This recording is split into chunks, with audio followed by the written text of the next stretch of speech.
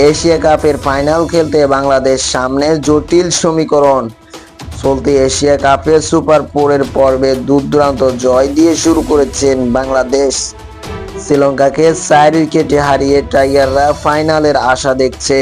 লিটন দাসের নেতৃত্বে বাংলাদেশ দলের ইতিমধ্যে মনোযোগ সৃষ্টি করেছে। অন্যদিকে গ্রুপ পর্বের পর সুপার ফোরে ভারতের কাছে সহজে হেরেছে পাকিস্তান।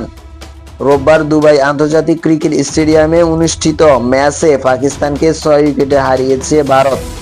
পাকিস্তানের সামনে এখন আরও 2টি ম্যাচ বাকি, যার একটিতে তারা আজ শ্রীলঙ্কার মুখোমুখি হবে এবং অন্যটিতে খেলবে বাংলাদেশের বিপক্ষে। বাংলাদেশ ও ভারতের পয়েন্টে বর্তমানে সমান হলেও নেট রানের এগিয়ে আছে ভারত। শ্রীলঙ্কার বিপক্ষে 4 উইকেটে জয় পেলেও টাইগার নেট রানে বেশি এগোতে পারেননি।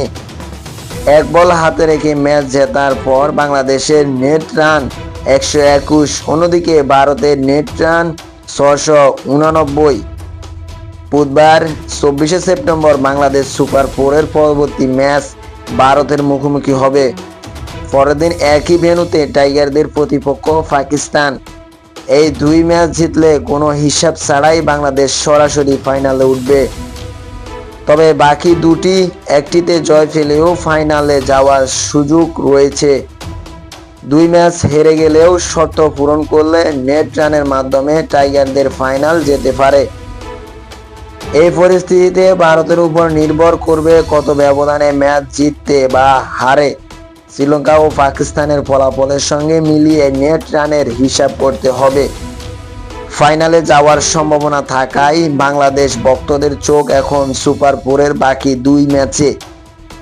আগামী 28শে সেপ্টেম্বর ফাইনাল বাংলাদেশ দল খেলতে পারবে কিনা সেটাই এখন সবচেয়ে বড় প্রশ্ন।